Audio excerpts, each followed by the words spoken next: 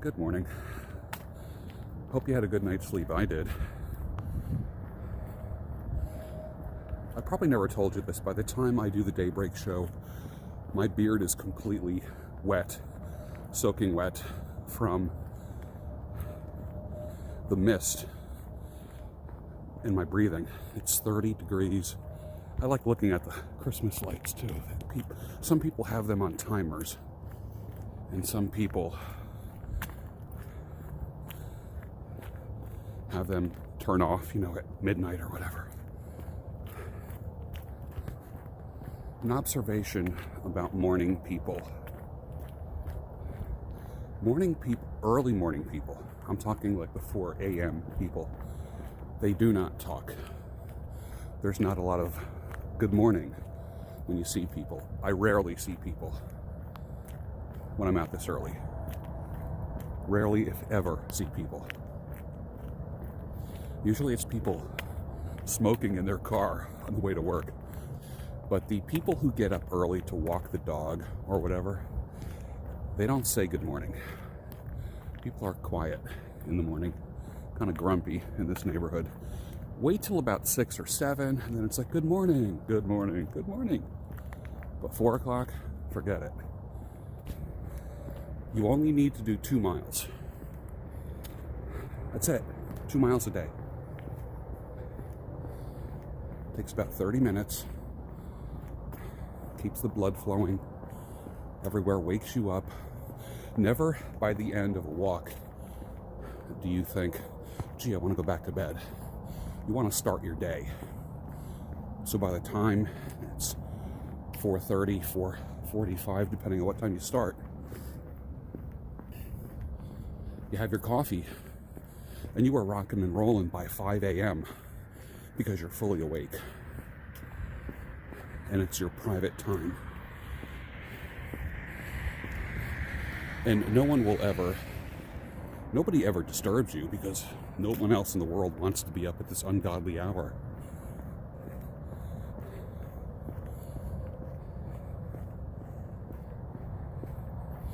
But I go to bed at 8 o'clock. I am in bed at 8 p.m.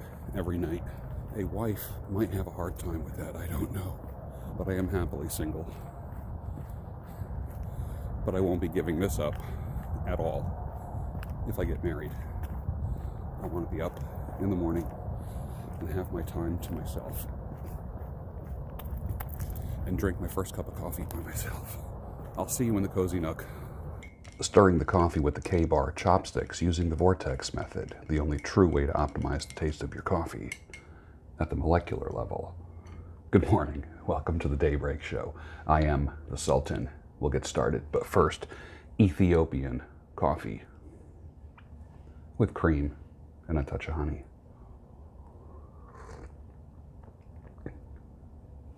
Still my favorite kind of coffee, Ethiopian. I have an Ethiopian follower.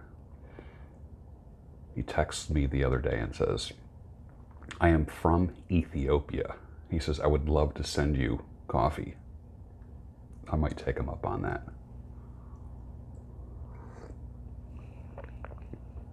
So good. I have tried so many that I enjoy. When I come back to my Ethiopian, there's no comparison. None at all. K-Bar chopsticks, just get them. Just get them. As soon as they are in your hand, I'm not kidding you, as soon as they are in your hand, you're going to know you made the right choice. I love these things. The link is below. I put the link on late yesterday, so you'll really enjoy them. I also got a couple other K-Bar implements. You're going to think this is weird, but I don't. A K-Bar, this is a K-Bar spoon. Okay, but check this out. It's a K-Bar spoon straw. So like if you're having broth or soup, and I'm the kind of guy that finishes my soup, like I take the bowl and just kind of bring it up if no one's around. I don't do it like if I'm in a restaurant or something like that. But this is a spoon but it's also a straw. It's probably meant for kids, but so you can have your broth or your soup or your cereal, and then literally there's a hole here and a hole here, and you can finish the bowl by sucking it up the straw. But it's badass for a hiking or backpack. I guess I'll put a link for this down below. But you ain't seen nothing yet. A K-bar spork. A spork. Are you ready for this? Okay, it's a spoon and a fork. But guess what? It's also a knife.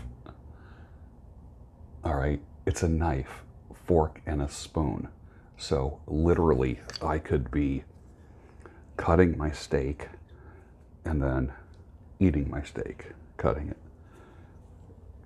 When you see this, you have to get it. You must get it.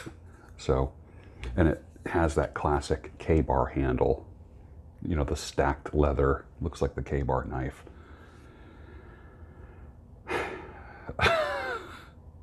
Yes, I got a K-bar spork. But you would love this. I'll put links for them down below. He shall be Levon in tradition with the family plan, and he shall be Levon, and he shall be a good man. He shall be Levon. Elton John, 1971. Great song. The composition is amazing on that, isn't it? So when the bartender doesn't know your name, this is what you get on your receipt. Is that funny or what? Beard guy. Is that like Family Guy? Beard guy. There's a cartoon. Beard guy. I'm still waiting for a cartoonist to connect with, to create an adult cartoon called The Sultan. The opportunity's there for you. Come on, let's do it. We have all the material. All we need is the animation. Remember when you used to care about what people thought about you? And then you tried to pay your bills with their opinions? How'd that work out for you? Right? Never burn bridges. Maybe a couple here and there that you absolutely have to, but for the most part, every storm between you and another person eventually calms down unless they don't want it to, or unless you are the kind of person that just keeps things going. Not every situation requires amputation. Just let a little time pass, let it go, and most stuff works itself out. Maybe just a little time out in the relationship will work. Not everything requires the nuclear option. Scorch the earth. Let some time go by. Work things out. It'll be okay. In 1985, she said to me, all you ever do is read. This is a girl that I was dating. How weird is that? All you ever do is read. While she would be in the other room watching television, I would excuse myself because I can't read while the TV's on. So I would go into the other room. And she would come into the room, stand in the doorway, put her hands on her hips and say, all you ever do is read.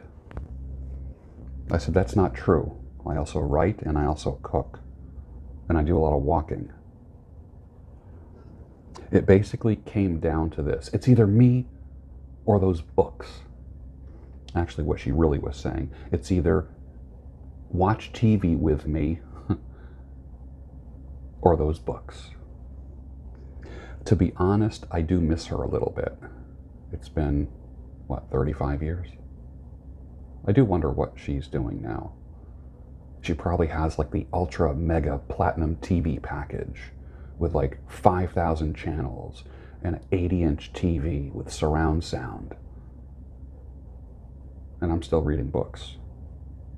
Do you like micarta or wood handles on your knives? I've never had micarta. Never. I like wood. Maybe that's why I like my Opinel, number 8. I like the wood. It just feels good. Natural. Or do you like bone or horn or antler? When I think about all the different knife handles of the knives that I have, the folding knives, the fixed blade knives, I really like wood. A full tang with wood. What are your thoughts? Put your answers down below. Let me ask you this. What role will you play in the Great Revolution? Think about it. You're going to play a role. You will. But I'm asking you, well, you will play a role by default, but by design. Let's think about it before it happens, because it's going to happen. What role will you play? Will you just be a sheep and go along? Or will you be a revolutionary? What will you do? Will you resist? Will you lead? Will you be involved in healing? Will you be involved in protection? Will you be on the front lines? What will you do? Will you be able to do what you need to do, what you think you might have to do? It's tougher than you think. But then again, focus on the why. What is your why?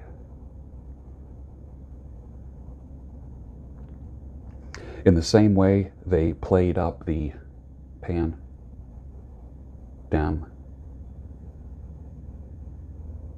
they're going to downplay the adverse effects of the deaths from the vaccine.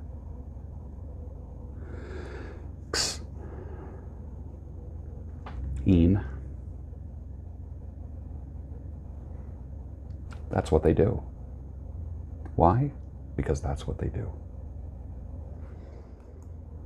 Here's a great line from The Art of War, Sun Tzu. Never interrupt your enemy when he's making a mistake. Let him do it. Give them enough rope and they, what? Hang themselves. I gave you a brand new Ford, but you said I want a Cadillac. I bought you a $10 dinner. You said thanks for the snack. I let you live in my penthouse. You said it was just a shack. B.B. King, 1964. Thank you to whoever sent that to me. Love that. Another follower says, a woman's best assets are a man's imagination. That kind of fits in with my tips for women to be better in 2021. I like a woman that leaves a little bit to my imagination. Yeah. This could end up being a prepper Christmas for many. Honey, look, I got you these flares, fire starters, a water purifier, and a 1,000 lumen flashlight. Ladies, get used to that.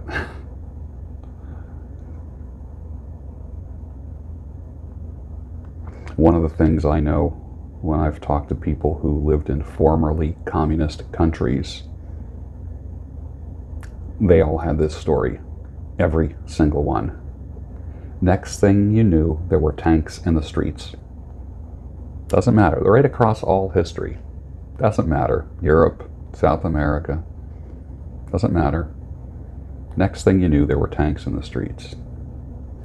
And when you see a tank in your street, you're going to remember me.